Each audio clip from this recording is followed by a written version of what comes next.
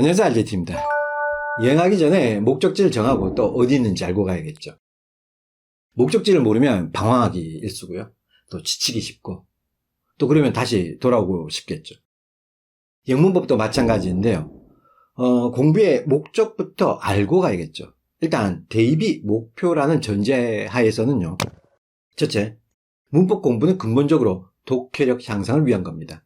둘째, 문법 공부는 실질적으로 수능어법 한 문항과 내신어법 4문항 이상을 맞추기 위한 겁니다. 셋째, 문법 공부는 내신 서술형 문제, 특히 영작 문제를 풀기 위한 문법적 기초를 쌓는 겁니다. 근데 이런 목표가 있다 해도 어떤 책으로, 어떤 식으로 영문법을 마스터해 나가야 할까요?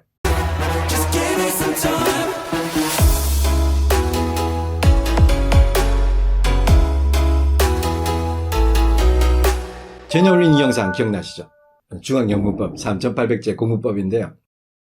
이 영상에서 문법 공부의 핵심은 첫째 개념이에, 둘째 핵심사항의 암기, 세 번째 문제풀이로 적용, 네 번째 책을 단계별로 높이면서 반복을 하는 게 중요하다고 말씀을 드렸죠. 근데 3800제 외에도 중앙영문법 학습 교재로 잘 팔리는 책이 있는데 오늘 소개할 그래머 인사이드죠. 그래머 인사이드는 이렇게 스타터부터 해서 레벨 1부터 레벨 3까지 총 4권인데요. 예비 중1부터 해서 중3까지 단계별로 수준을 높이도록 되어 있죠. 먼저 두 책을 비교해 볼게요. 일단 두 책 다 개념을 먼저 이해한 다음 프랙티스로 문제를 풀고 나서 마지막에 시험 대비용 리뷰 테스트를 푸는 방식이죠. 차이점이 있다면 3800제는 중등 내신에 자주 출제되는 문제를 풀 수 있도록 PSS라는 세세한 항목으로 나눠서 프리스키를 요약 정리하고 있고요. 또 문제도 엄청 많죠. 즉 아주 디테일하게 거의 모든 문법사항을 다 정리할 수 있다는 말이죠. 그에 반해 그래머 인사이드는 12개에서 13개 챕터에 대략 30개가 넘는 유닛이 있고요.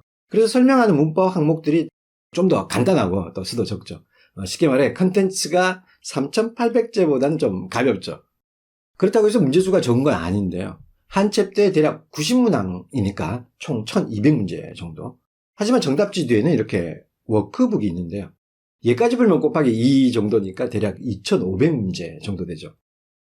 그럼 3800제까지는 아니더라도 거의 비슷한 수준의 문제량을 가지고 있다고 봐도 됩니다. 그리고 정말 중요한 것은 그래머 인사이드에는 각 챕터별로 이렇게 for writing이라고 해서 서술형 문제만 푸는 부분이 있는데요. 이 부분이 가장 그래머 인사이드스럽게 만드는 파트죠. 왜냐하면 고등 서술형 전문 서적 수준까지는 아니더라도 문법을 서술형에 접목시킬 수 있는, 쉽게 말해 중학생이 고등 서술형과 친해질 수 있는 길을 열어준다는 거죠. 즉 그래머 인사이드는 핵심 필수 문법으로 고등 서술형 문제에 대한 대비 능력을 키운다는 겁니다. 두 책 모두 중등 영문법 서적으로 정말 좋은 책들이지만 각각의 장단점이 있는데요. 중앙영문법 3800제는 아까도 말씀드렸듯이 아주 디테일하고요. 어느 하나 빠트림없이 처음부터 끝까지 모든 부분을 다 다루고 있다고 봐도 과언이 아니죠. 자, 근데 이 장점이 도리어 단점이 될 수 있는데요. 너무 세세하다 보니까 꼭 필요한 게 뭔지, 또 뭐가 중요하고 또 뭐가 출제될 확률이 높은지 이걸 알기가 힘들게 되죠. 또 설명이 간단하다 보니 이해가 안 되는 경우 문법 공부를 어떻게 해야 할지 정말 막막해질 수 있죠. 그래서 홍콩의 경우 인강도 많이 듣게 되는 거고요. 게다가 문제가 너무 많다 보니 어떨 땐 기계적으로 문제를 풀게 되고 또 어떤 문제는 풀 수 있는데도 풀어야 되고 그러니까 아는 걸 숙지하고 있는 느낌? 그런 느낌이 들 수 있겠죠. 어떤 면에서 보면 3800제는 중학교 교과서에 나오는 문법을 기준으로 만들어졌기 때문에 중학교 내신은 정말 잘 대비할 수 있는 책이지만 고등 서술형까지 끌어올리기엔 약간 역부족일 수 있겠죠. 그럼 만약 그래머 인사이드만 본다면 어떻게 될까요? 레벨 1에서 3까지 이렇게 목차를 보시면 레벨이 올라갈수록 약간씩 문법 사항이 겹쳐지면서 중등 수준 내에서 레벨을 높여 나가고 있으니까 당연히 순서대로 보는 걸 당연히 추천하고요.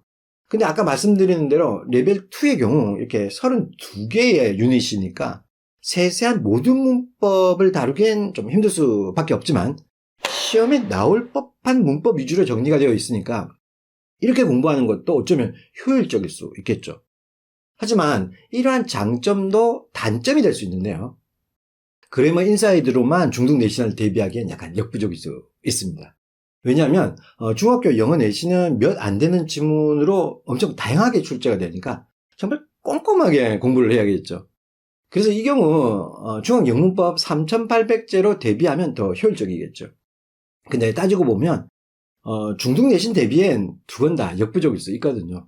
왜냐하면 중등 내신은 교과서에서만 출제되니까 해당 학교 그 교과서 시험 범위만을 다루는 내신 대비 전문 서적, 그러니까 내신 컨설트나 백발백중으로 공부하는 게 더 낫다는 말이죠. 즉 대비하려는 시험에 따라 문법적인 효율성은 달라질 수 있다는 겁니다.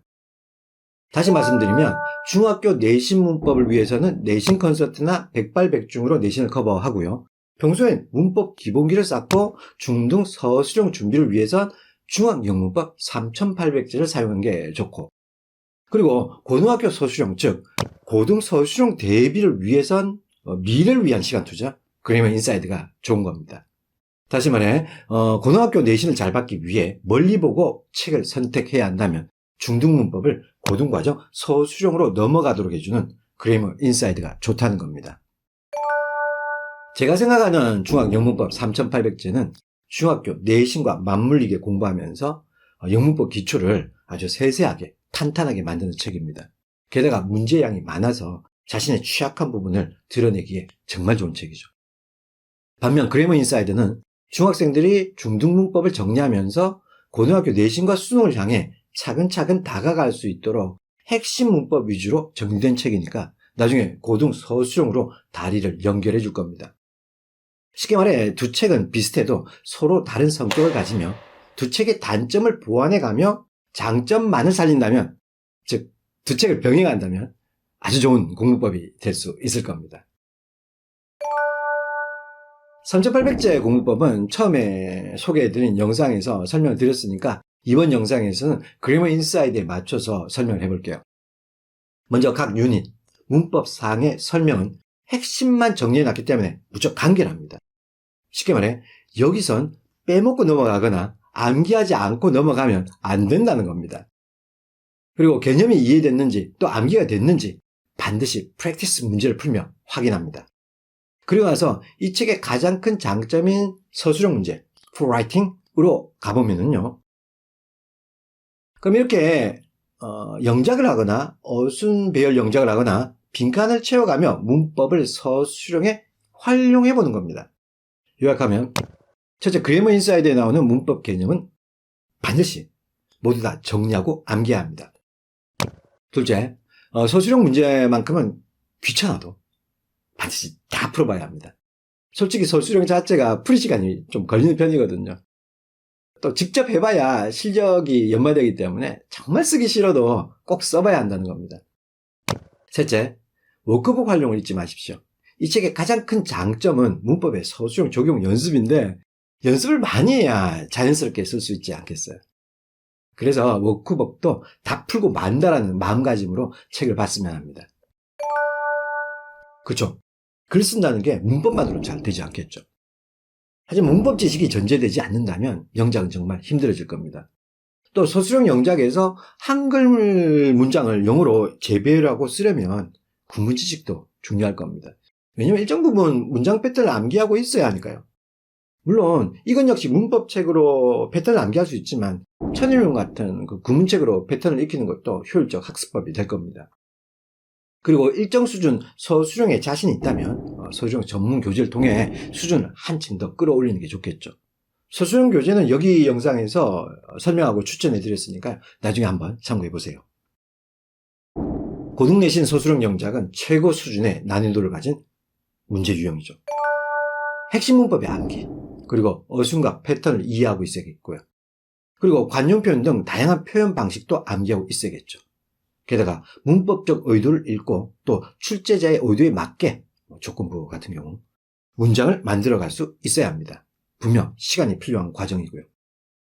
물론 암기로 커버할 수 있겠지만 분명 한계는 있을 겁니다. 그래서 꾸준한 연습이 필요한 과정입니다. 이 과정에서 문법이 가장 중요한 기초가 됩니다. 문법은 숲보다 나무를 잘 봐야 됩니다. 그래서 문법 기초를 쌓을 때 대충대충 공부하지 말고 세세하게 암기하며 활용 연습도 많이 해야 합니다. 구문은 나무의 패턴을 통해서 숲을 파악하는 겁니다. 즉, 문장 구조가 전체적으로 한눈에 바로바로 보여야 합니다. 쉽지는 않을 겁니다. 그래서 차근차근 꾸준히 다가가야 합니다. 문법을 중도에 포기한다는 건 고등 내신을 포기하는 것과 같습니다. 그래서 다시 처음으로 돌아오게 되네요. 문법은 개념 이해를 하고 암기할 건 암기한 다음 문제풀이를 통해 계속 반복해야 합니다. 그 문법 지식의 암기와 활용을 나중에 고등 내신 서술형 문제로 승화해내야 합니다. 서술형 영작 역시 독해력만큼이나 점진적 과부하가 필요합니다. 쉽게 말해 단계를 천천히 계속 높여가며 어려운 문장을 자연스럽게 써내려갈 수 있어야 합니다. 다음 영상도 궁금하시죠? 그건 다음 시간에.